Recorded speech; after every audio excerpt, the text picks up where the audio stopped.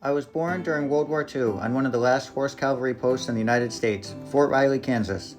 I don't remember any of this, of course, because we left when I was 3 months old. But I heard my parents talk about it so much that it seems as if I really can remember the sound of horses' hooves thundering across the Jefferson River flats, the sight of guidons fluttering in the wind, the blare of the bugles.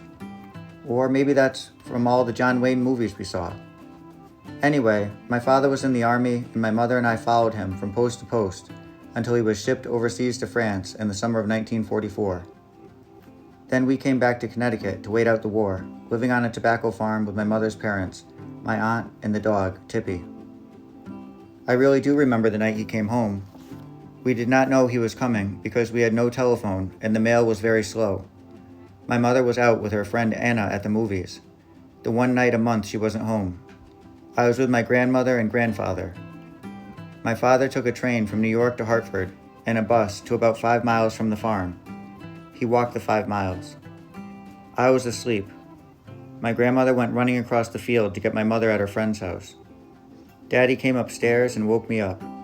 I can still see him in his uniform, leaning over my bed. He said, "Judy, Judy, wake up. Daddy's home."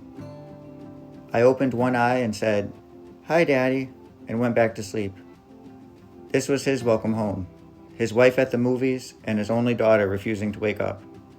So much for hailing the conquering hero. We stayed on the farm for a while and then moved to a fourth-floor apartment at 20 Wethersfield Avenue in Hartford, where we lived until I was 9. Thinking back, I had the most wonderful childhood, filled with love and attention. We were poor, but I didn't know it because my mom and dad made every sacrifice for me and never, ever once complained or made me think I was taking anything away from them. I thought they didn't like steak because they ate eggs from my grandmother's chickens while I had meat from the store. I thought my mother liked her 15-year-old red bathing suit too much to buy a new one. I thought my father liked working on a tobacco farm for his 2-week summer vacation. I didn't know he did it so I could have a new winter coat. I thought he liked working during the day and refereeing high school basketball games at night, reading me stories in between. I never knew he did it for the money, so someday I could go to college. Every morning after breakfast, my mother would carry my tricycle down 4 flights of steps and take me to the South Green to play with the other kids. We'd come home for lunch and she'd carry the bike back upstairs. Then after lunch, back to the park we'd go, sometimes with the bike and sometimes with my doll carriage and doll. Then dinner. Then maybe a walk to Colts Park. Then listen to the radio, and then bed. She would wash my clothes in the kitchen sink, dry them on the back porch, and have clean clothes for me in the morning, all starched and ironed. Often my aunt would come from the farm, or I would go straight with her overnight. There I had a completely different life, a country life, with no indoor plumbing, just an outhouse, an outside shower with water from the rain barrel, and everyone speaking a different language, Lithuanian, Polish, Ukrainian, Russian. Both lives, in the city and in the country, were safe and happy. This was my life until I started school in 1948. I went to Kinsella School, now called Betances School, on Charter Oak Avenue. I would walk every day, first with my mother and then alone. There was a police officer on every corner, Joe Steppen, Johnny Pacheco, and Officer Cupcake. Guess what he liked to eat? They knew every kid, and they were there in the morning and afternoon until I left Hartford at the end of 3rd grade. They were not the enemy, because they were our friends and protectors, kind of like Officer Slocum at East Hartford High School. This was my life as a small child, filled with people who loved me. It's true that if your early years are secure, you grow up thinking the world is a good place. I still think it is. Life stayed pretty much the same for several years. Then came 1952, and wham, bang, zow. Everything changed, and nothing was ever the same again. For 9 years, I had been the only child in the family, the only niece, the only grandchild, the apple of everyone's eye. But I wasn't spoiled at all, of course not. Then in March 1952, my favorite aunt had a baby girl who she named Lynn. Suddenly, I was not the only anything anymore. Don't misunderstand, I was very excited, and I loved the new baby, who looked like a baby doll. But Auntie was no longer able to come running every time I picked up the phone and asked her to come see me. And when we visited her and my uncle, everyone made a bigger fuss over Lynn and a not so big fuss over me. But I was strong, I could handle that.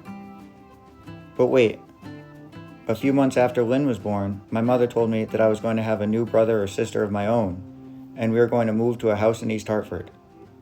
She said that my only question was, can I have a dog now that we won't be in an apartment?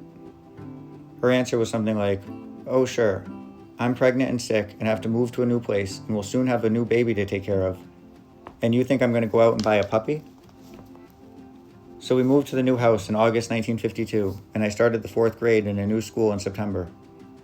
It's funny, people talk now about all the new people moving to East Hartford from Hartford, but that's just what I did almost 50 years ago. The kids in my new school were very different from what I was used to. They were all white, no Puerto Ricans or blacks or Jews or refugees from Europe like there were in Hartford. And they all seemed to have money. And they were all so sure of themselves. It took me a long time to feel like I belonged, maybe a few years. Also, East Hartford was real country then, with no sidewalks, no buses, no places to go shopping without having someone drive me. I couldn't even walk to the movies or the library or a park. It was all very strange. Maybe that's why I understand, at least a little, how my students feel when they come from Ghana or Albania or Peru. If I had a hard time and I spoke English, I can just imagine what it must be like to be in a whole different country where you don't speak the language. The biggest change of all came in October. My only sister, Susan, was born. From the beginning, I loved her like I was her mother. Oh sure, I got very annoyed when she cried for hours, or I had to take care of her after school, or she was fresh in front of my friends. But deep down inside, I knew she was my baby, and I guess she still is, even though she's 48 years old and the mother of Kate, who's almost 20, and Art, who's almost 18. I don't think our children ever stop being our children, no matter how old they get. Oh yes, I did get a dog at last. A blonde Cocker Spaniel named Taffy came to live with us in the summer of 1953. She was a real sweetheart. My parents built a fence around the backyard so Taffy and Susan could play outside by themselves. Of course, Susan learned to climb the fence when she was 2, and she taught Taffy to climb the fence as well. My mother would look out the kitchen window and see the two of them running to the tobacco field to help Mr. Leonard. He would pick them up and hold them in his lap and drive them back on his tractor. He probably gave them cookies, too. No wonder they were always escaping. 1600s, that's when the colonists essentially ended the Indians in New England. Really? I never even heard of it. Well, if you go to the Pequot Museum, I have. it is part of the film that they showed. Did you see the film? Mm-hmm. It was about the Pequot War. Oh, wow. The battle of Bloody Brook and Deerfield, Mass. Was during that same time. The brook ran red with the colonists' blood.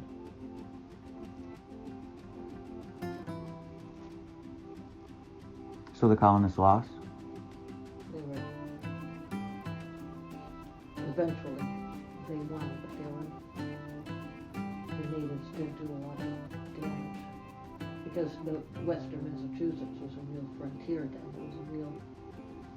Bad news, it still is a real frontier. Have you been to the Big E lately? But by that I mean it's very isolated. You know, it was... The farms were very isolated. And I was always fascinated by all the old houses that had their foundations were stone and the basements were the walls were stone. I feel like history is very boring up until the moment it becomes very, very interesting. I think my experience as a teacher of history, it teach history with facts and figures and battles and the kings and queens in order. It's very boring. I think you have to tell stories. I love the storytelling. I also love how it is layers on what you see regularly. Mm-hmm. I really wanted to hear some of the stories about bishops just to understand Guilford better. Mm-hmm. The stories, they had discussions with history teachers about this all the time. Had to keep reminding them that my certification that I had to teach history was exactly the same as the certification they had to teach history. Those must have been fun conversations. Yes. But it's called the technical term for it as a reading strategy or learning strategy is elaboration. There are the facts, but then in order for a learner to really hold on to the facts, you have to elaborate on them. And they always said they didn't have time. They had to cover too much material. And I borrowed a line from Heidi Jacobs and said, I thought our job was to uncover, not to cover. The future problem solving program that I was in, I think was the best single piece of academia that I received. It was such a cool process. Mm-hmm. And it's they're we're not teaching you what to think, we're teaching you how to think. But you gotta, when you're teaching history, there's gotta be a balance, because you have to know something about the facts and the chronology in order to end the elaboration or the stories onto something and put them in context. Do you remember, you probably took the CAPT when you were in 10th grade, the state test, and the literature portion of that was, you had to read a short story and then there were 6 different things you had to respond to. And the selection committee always chose stories that were pretty good stories for me as an adult reading them. But they chose stories that you needed so much background knowledge about that the kids couldn't get into them. The Drummer Boy of Shiloh is an example. It's a beautiful story, it's a wonderful story. But if you don't know about the Civil War and the battle, I don't mean in great detail. Yeah, you're why am I reading about a drummer boy? I've never seen one. What the hell is a drummer boy? Yeah, what is a drummer boy? When did they have those? I don't know. And the general that he talks to who's dying is Stonewall Jackson. Oh, wow. But, so who the fuck is Stonewall Jackson? Yeah. You know? And how do you make that interesting when it's explaining? It's not fun to explain. Yeah. But you could with a 5-minute introduction. Mm-hmm.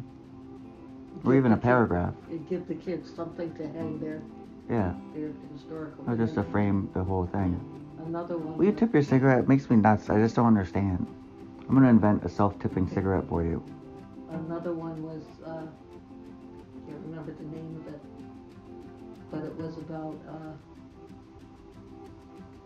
either Chinese or Japanese. They were mail order brides. Oh, really? In the late 1800s and the early 1900s. And they were, the thing is Chinese, would leave their village and go work usually in California, or the West Coast anyway. Wow. And you would really order that person from across the world through a catalog? There weren't any Chinese women. I mean, it was,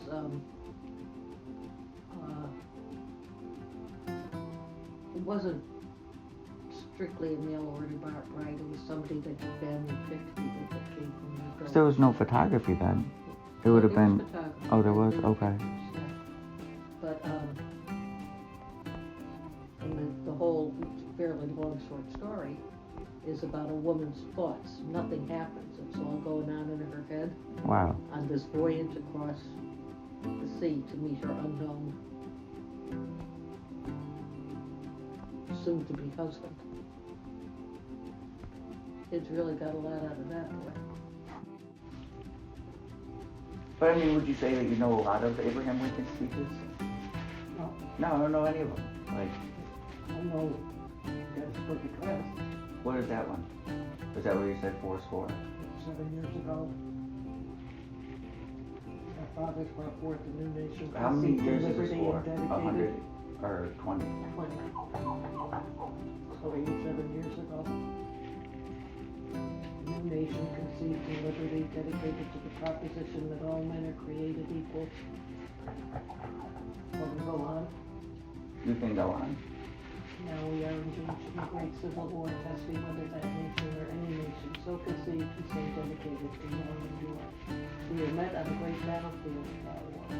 We have come to dedicate a portion of that field as a final resting place for those who here gave their lives that nation might live.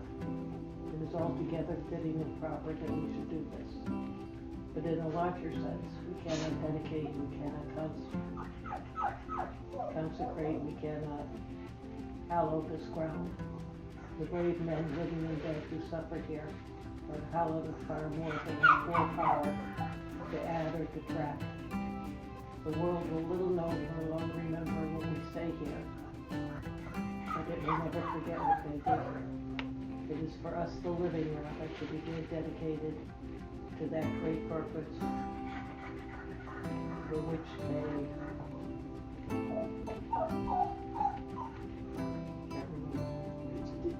Wow, you do a lot of that. I could do that when I was 5. Really? When you were 5 years old? 5 years old. Well, was that when the Civil War was still being fought? And then it was like when you were 8 that No. Papa wanted to memorize it. Made a game out of things. I cannot do at all anymore. What was the game to, what was the game to memorize that? 'Cause I can do games. Like, can you teach me? Bob was teaching me the hook shot, remember? Have me memorized, and I can show you the books. I still have the Morrison and Commoner history book that was used. When you were I 5? Yeah, I had one. You had a Morris and Collinger history book when you were 5? No, Papa. It was Papa. Was I talking yet when I was 5? God. I was still pooping my pants and like screaming all day.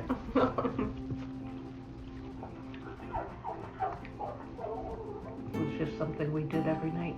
And was it like a game like repetition? Obviously. And so you would have to keep going until you got the word wrong? And also, to get everything right. it's always been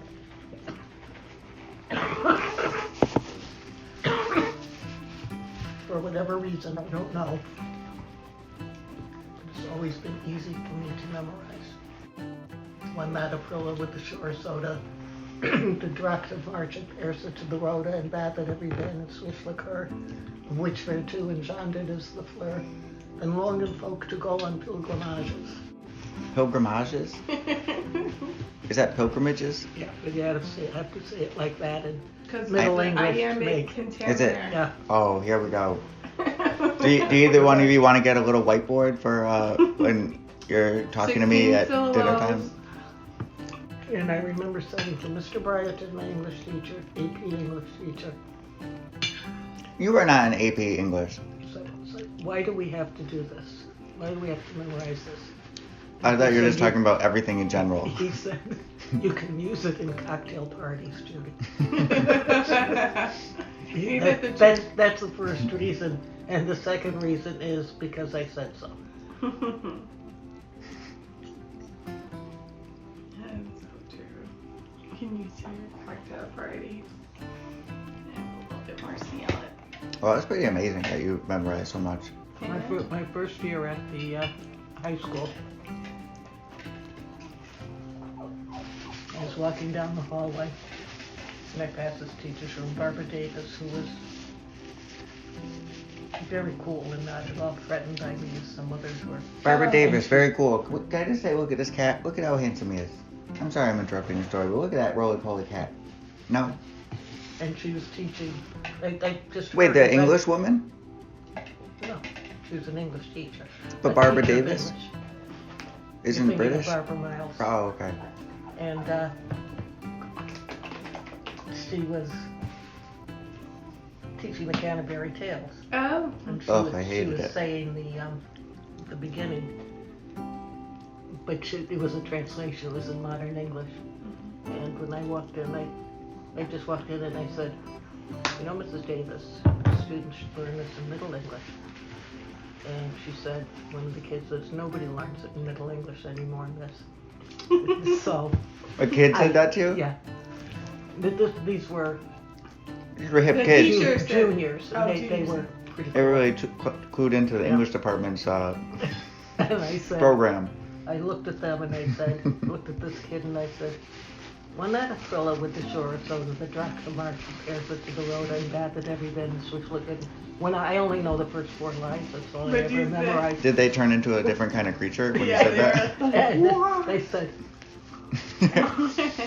And that's and I when just turned around and walked out. that's when And the Barbara surprise follows me into the hall, and she comes. said, I'm not worthy. Grabs me by the arm and says, "Do the next line." And I said, "Fuck yourself! I don't know the next line." That's it. Why do you think I walked out? You know how people like look at Obama and they want to try to pinpoint like what changed by having a black president? Like they want to quantify it, like in like what was like, you know, well like the biggest unquantifiable effect is just how it feels to be like a young kid and look up and like that's my president. Like that's what I mean about having women leadership, because I think that it wouldn't just be like one person making decisions differently. It would be the entire country realizing that there's a different way to think. Well, I think that the effect of the Obama presidency can be summed up in that picture of the little boy. Yeah, of course. Touching his head. Yeah. I think that I still can't look at that picture to this day Of course. without a tear coming up. Not You can't even talk about it. What? You're tearing up right now. You can't even talk about it. But just the feeling.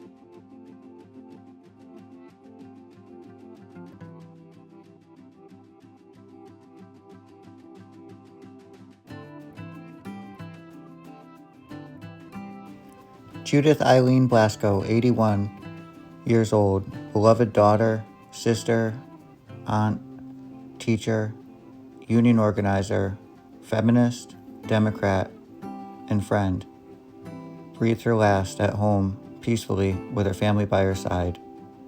She believed in the power of books and reading to change lives.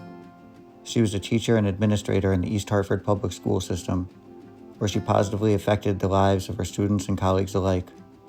She was a graduate of the East Hartford public school system, the University of Connecticut, and the University of Hartford. A fan of college basketball, she rooted for the Huskies, especially the women's team.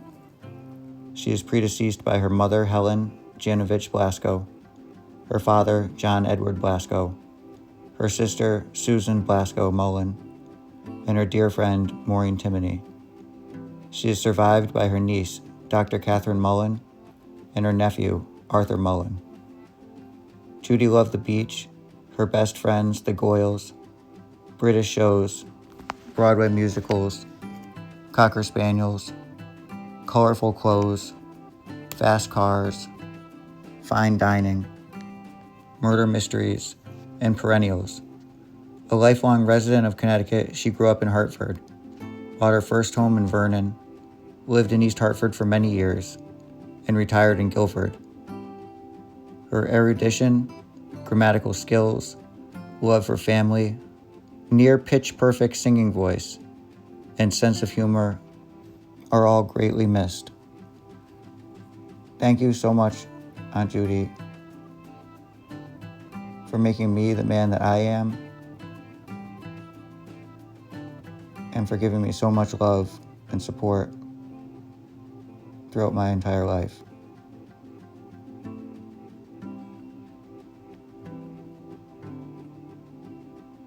Words cannot adequately express my gratitude and love.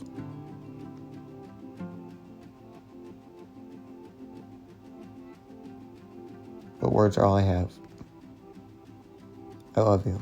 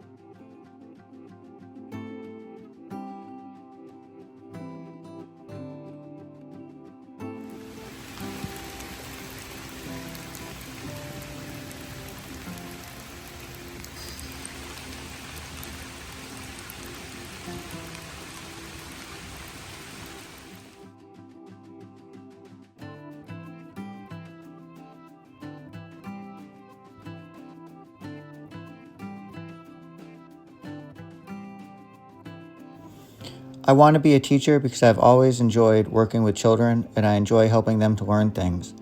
I think the reward from teaching to a teacher is in helping children form new ideas.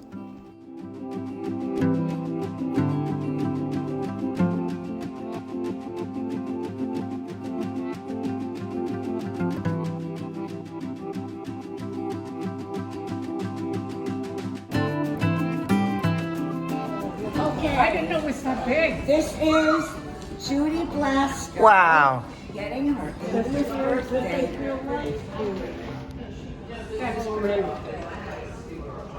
How about that? That's gorgeous. Wait a minute, where was I in that picture? Where was I? I'm looking for my picture in there. I'm sure it's in there somewhere. I'm just looking. Did Arthur make the cut or what? I think me and my cat are in there. We're in the bottom right there. Oh, there's somebody else. Only women in Oh, Uh, my ex-girlfriend is in it. I don't. wait, really? That's okay. That's good. That's good. We're gonna hopefully get back together. But that's she's middle, bottom square. It's all good. That's all our time. That's beautiful.